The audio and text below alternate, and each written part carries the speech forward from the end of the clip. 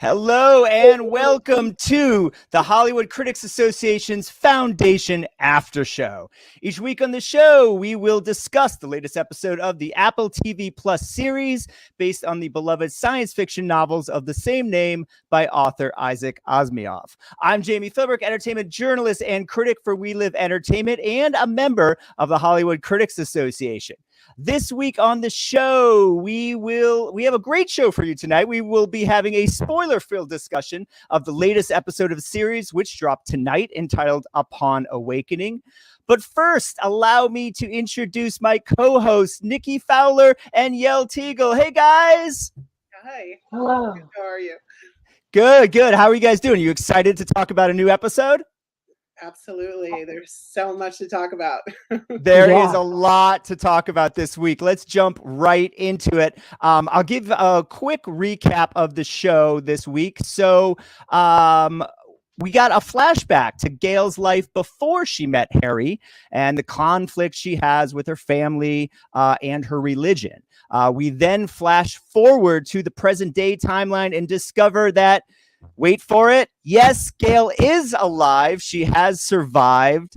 As she begins to learn the truth about Seldon's death, we cut to the ongoing war between the Foundation on Terminus and the attacking Anacreons. So a lot to talk about, a lot to unpack this week. Nikki, let me start with you. What were some of your thoughts on this week's episode? Definitely action-packed, and we just, we had the return of Gaal, and I mean, there's just so much going on. I think it's a juicy episode that people will really appreciate. Getting all of Gaal's backstory and Synax and seeing this spiritual, religious type of vibe versus the political, which kind of mirrors what was going on with Brother Day killing the Anacreons and the Thespians in earlier episodes. So lots of mirroring. Loved the ship with Gaal and getting some answers, and just having her return was exciting. But yeah, a lot going on. Yeah, as soon as the episode sort of opened with the flashback of Gaal's story, I was like, oh, okay. Now I know where this series is going. Now I get it. We set up a lot and paid off a lot, and now we're kind of going back to certain things. Yael, what were your thoughts on this week's episode? I actually didn't need the whole first 20 minutes with the backstory. I did not need it at all. I feel like we knew who Gaal was. I understood enough about who she was and her backstory that I was ready to wake up with her 34 years in the future and answer the questions that we have. I think that, we've learned that you can still solve a puzzle with a missing piece. I wanted all of that. All of this backstory is a missing piece I did not need. We didn't need it. This puzzle could have been solved without it. Interesting. Yeah, there's a lot to unpack there with what you just said. Nikki, what are your thoughts on that? Did you like having sort of a little bit more of the backstory to Gaal, or did you think it just wasn't needed at this point? We know who this character is, and we're moving forward with the series. Yeah, I thought it was interesting how they pulled these scenes with her instructor and again, we have another funeral or execution. That whole scene was interesting. Like I said, I felt like it mirrored a lot of the themes in Asimov's work, and it mirrored what was happening with Day, where he was, hanging the Thespians and Anacreons. They're doing it in the name of spiritualism and religion. He's doing it in the name of imperialism and, the whole dictatorship of the clones. So I just found that was interesting. And I'm really interested in the waterway and, the ice caps melting and what significance that has. So that was really interesting for me. And, the water, it made me think of Raish and this pod that Gaal was, pushed off into, which was filled with water. And if we think back, Raish was deathly afraid of water. So I don't see how he would have even been able to get into that pod. So it just made me think, like, what was on purpose and what was not. So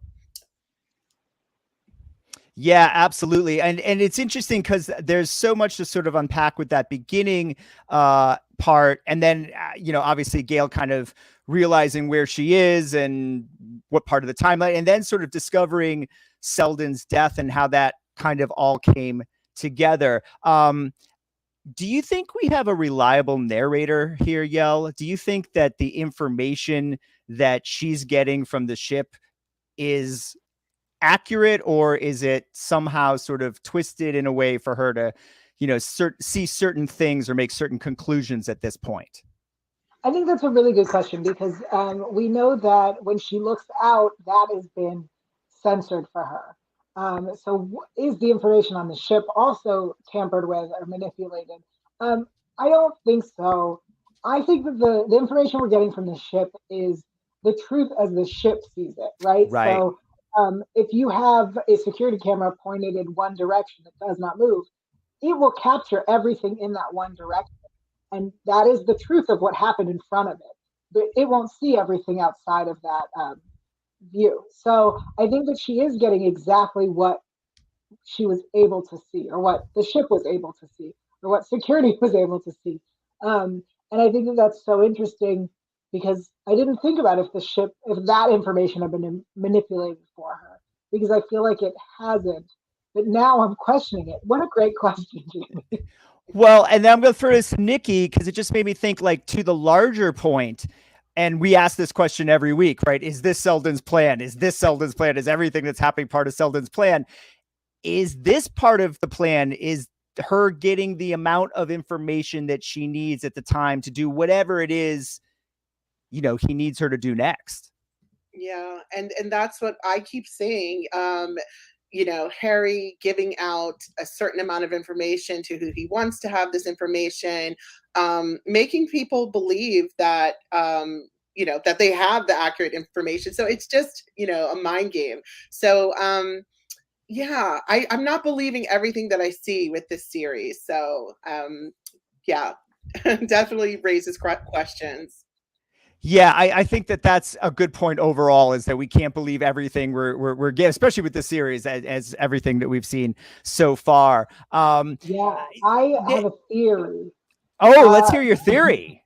Let me go a little crazy here, because when we see this news report essentially of Hari's death, we find out that he's been put into a casket that he built himself, and when at the very, very end of the episode, he kind of appears ish. Who knows what that is? Right. I think that the casket itself was a stasis pod, was a recovery pod. There was something about it. I no longer believe he's dead. I believe that he got sent out in his casket pod and he's alive. That's very interesting. And I was actually going to ask that, because I was going to say, while I agree that I didn't necessarily, I think, for the character's sake, we didn't necessarily need to see all of that backstory that we saw for Gaal. It was nice to see Jared Harris alive. It was nice to see Hari, even if it was just sort of a hologram or whatever in that scene. And then you bring up a great point. We do get to see an image of Hari. We think Gaal sees an image of Hari on the ship. I wasn't completely sure what was going on there either. If that was some sort of, just vision in her head, or a vision that the ship was creating, or was it real? And it also begs the question, is Raish alive? Is that a possibility? Nikki, what are your thoughts on those two questions? Well, that's interesting. I'm not sure about Raish. What was the first question?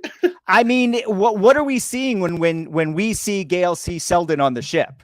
Is she really seeing him, or is it like a flashback image kind of thing? Like, what do you think they're going for there?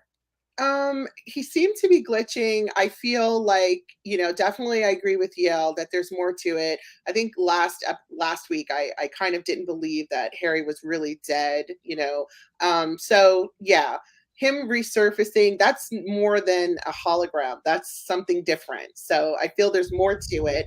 And I believe too, that with this, casket that he created himself, coincidentally, that, he definitely had to put some, Seldon magic on that casket. Yeah, I think you might be right. He built it himself. They point that out, which makes me go, no, this man, that's he's alive. Well, right. And I mean, obviously, like, if this is all part of some greater plan, then that that's a little fishy that he would create his own casket. I agree with that. I agree with that as well. Well, let's talk about the other part of the episode and sort of the war that we're seeing, the crisis on Terminus with the Anacreons. This is some of my favorite stuff in this week's episode. I have to be honest. I'm really loving Salvor and all the characters that we're getting to know. We're also introduced this week to these young kids who end up having a big role in the episode, helping Salvo. And I just thought that was some of the most interesting stuff this week on the episode. Just the action and the kind of the crisis, the war is coming. And then, of course, the Foundation were waiting for the Empire to save them. And that's not exactly what happens, but the Empire does appear. Yael, what were your thoughts on sort of that aspect of this week's episode? Yeah, honestly, the war on Terminus was much more interesting to me than this whole, again, the first 20 minutes where we have this backstory about Gaal that I didn't need. The war, I think, was super interesting. I still have a lot of questions about it, and I'm waiting for it to play out. But it feels like we finally built up to, we're in episode 5.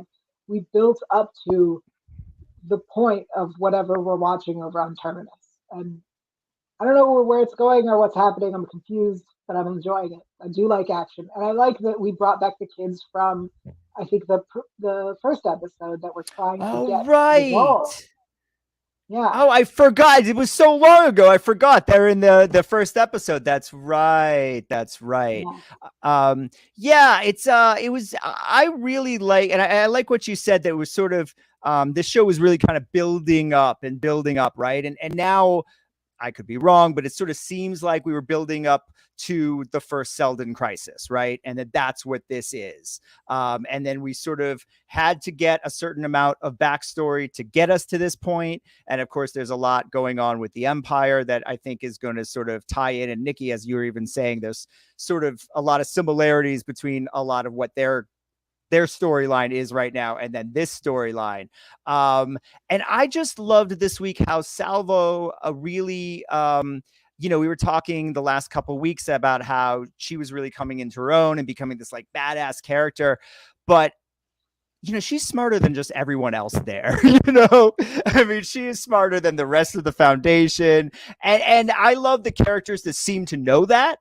And then, of course, it's fun watching her kind of go up against the characters that don't seem to know that, you might want to listen to this one. She knows what she's talking about.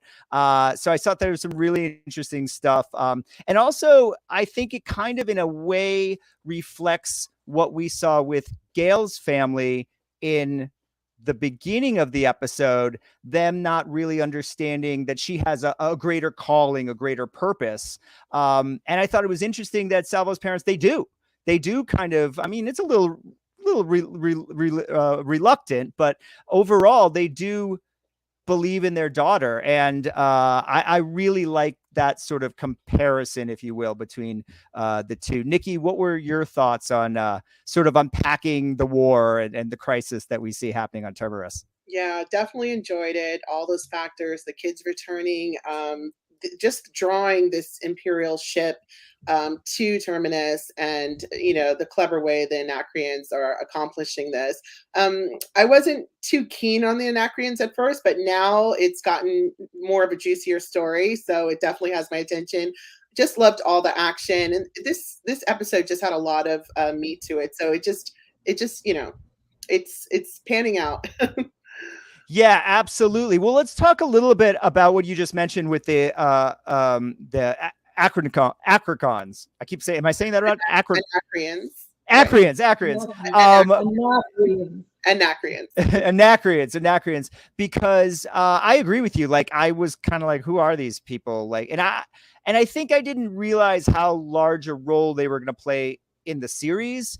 I kind of thought they'd be one-off, bad guys. And so to start to see their plan unfold and why they're doing this, and that kind of bleeds into the next episode, one would assume.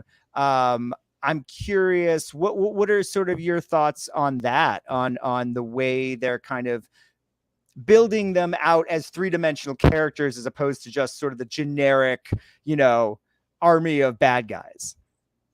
Oh, for me? Yeah, sure. Yeah, just in the first couple of episodes, or when we first saw them, Farah just kind of kept punching Salvor, and I was really over that. I'm like, are they going to do anything else? And so yeah, the layers where they're bringing down the null field, and not the null field, excuse me, they're bringing down the Imperial field to allow their guards to rush in, and just the whole Farah's setup with the eye and bringing that down, and then bringing the ship down. I mean, it was a lot going on visually. Again, stunning. Definitely had my attention. And I just feel that it's a nice layered story. It's definitely different from the book, which was very, not too violent. I believe basically Terminus had this nuclear energy that the Anacreons kind of had their eye on. Nothing like this. So definitely love what they've done, with the adaptation. So, even with, Synax, we just didn't have that backstory to Gaal for a lot of these characters. So I just think it's fun to kind of, get more about the characters. And I still feel that everything is done with a purpose, and it's all going to kind of come together. Yeah. So just comparing it to what you've read from the books, I'm getting the idea that a lot of these characters don't really get a lot of time spent with them, get a lot of sort of character exploration. So I would assume that's what we're getting more of from the series. Is that kind of the way you see it? And I'm also curious, just what is sort of, how is this crisis mentioned in the book? Is it spelled out as much as we're getting in these couple of episodes? Definitely not. It's very polite and very, it's just not so dramatic at all. We're getting a lot of drama. So it's really, Salvor and Lewis have this kind of confrontation. Very polite, though, very gentlemanly, where Salvor, like I've mentioned in past episodes, episodes of our show, that Salvor is more interested in the colony that's there and their desires to, have a life outside of the Foundation and the Encyclopedia Galactica. And Lewis is by the book, and that's really a lot of the initial struggle. And then the Anacreons, visit, and they have, a kind of polite interest in this nuclear energy. So this is definitely 10 octaves higher as far as action and layering and backstory. Yeah. Yael, I wanted to give you a chance to talk a little bit about your feelings on the Empire part of the story, how that sort of comes in towards the end, and the Foundation kind of thinks they're saved, and then we find out that it was maybe part of the overall plan, right? So what are your sort of thoughts about how they dealt with the Empire in that aspect? Yeah, well, so I agree with Nikki that this action is fun and exciting and gorgeous to watch.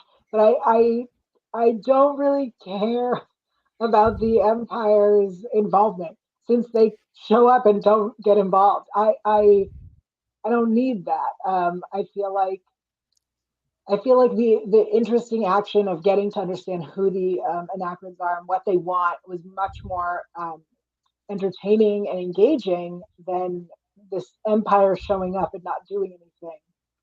And I almost feel like I would have preferred the Terminus side to have a bigger reaction to the Empire not doing anything. So that would have made me care a little bit more about the fact they showed up and were like, let's wait on this.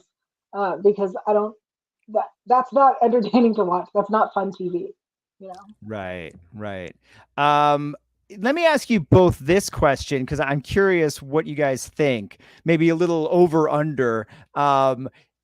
The chances. What episode? We're in episode 5 right now. There's 10 episodes in season 1. Does Gaal get to Terminus? Does she get to Terminus this season? And if so, what episode? Nikki. I still feel she may be, a part of the next foundation. So maybe not. She's been floating in space for 35 years. And I just feel there's another agenda for her. Yeah. So my gut is telling me that she's not really a part of this foundation. And then it just makes me kind of think of, Hari playing this chess with these pieces and who's meant to be there, who's not. So I think she's part of a bigger, larger plan, especially with all of her abilities. That's interesting. A larger plan. Mhm. Yeah, you might be right about that. I mean, I would say, my instinct is that they're together by the finale, right? That's like, as a TV watcher, that would be my best guess. However, this show has not done anything thus far that I would have expected for the most part. So I could totally see them throwing a curveball. And like you said, Nikki, they don't meet. And even if they are technically in the same timeline at this point, maybe they are two separate stories. And it's going to be really interesting to see which direction the series goes in. Yael, what are your thoughts? Before this episode, had you asked me, I would have said absolutely yes, 100%. And now I'm going, no, I don't think so. I think Nikki's right. I think that early in this episode, when she was trying to figure out what stars she was going towards, I was like, and then she's gonna see Terminus. And that was not at all. And I went, just kidding. So I no longer think that she's going to make it to Terminus. I think that Nikki is right and that she is meant for something bigger. And I hope that it all ties in and makes sense to me. Right. Yeah. I tend to think that might be that you guys are on to something there. We've got a couple of minutes left. Favorite moments. Nikki, do you have a favorite moment in tonight's episode? I loved the part where it's not a great scene. It's very emotional, but I feel Lula Bell did a phenomenal job with where she almost she takes the scalpel and she does this flip in the shower when the ship turns, or it was just visually really great. And obviously when the Imperial ship's coming down, I love the action scenes. But those would be my two kind of favorite visually. Yeah, I'm with you on the action. There was some great action this week. And then I just love anything with Salvo. I love kind of the relationship she has with the other characters. And I like and I'm forgetting the character's name, but the guy who's kind of, running the foundation, but it sort of seems like, Lewis. He's kind of a bureaucrat. Yeah. And I love it when they sort of, when she calls him out as sort of being weak and stuff like that, and they kind of go head to head. That's some really fun acting to see them do. What were your favorite moments this week? The shower flip was the coolest thing. I was like, this is amazing. I mean, we've said it before. This show is really beautiful. It is so well done. Every moment of her on that ship with the lights turning on as she walked, it was really gorgeous. But that shower flip was so cool. Yeah, that was cool. Yeah, and they have a lot of, I think that the show does a really good job, and you were just saying it, but like the visuals and making the visuals not only fit the story that they're telling, but also interesting and viscerally interesting to our eye. And I feel like there's a lot of that when we go to the other planets, and when we see the Empire and the the clones and all that fun stuff. Well, we are out of time for this week. That is all the time we have, but I want to thank Nikki and Yael for joining us again this week. Nikki, let everyone know where they can check your stuff out. You can find me at Glitter Magazine and also on social media at Nikki Fowler 28, as well as the Hollywood Critics Association YouTube at times. Excellent. And Yael, where can everyone find you on the internets? I am everywhere online at Yael Tygiel. That is YaelTygiel. You can find me on this channel on Wednesdays, on Conversations YouTube channel on Sundays, but really just anywhere at Yael Tygiel. Awesome. And I'm Jami Philbrick. You can find me at Philbrock, Twitter, Instagram, my name on Facebook. We want to thank you so much for watching. Please make sure you hit that subscribe button, like this video, and tune in to the HCA's Foundation After Show every Friday at 12:01 a.m. Pacific Time and 3:01 a.m. Eastern Time. Until next week, we'll see you soon. Thanks. Bye-bye.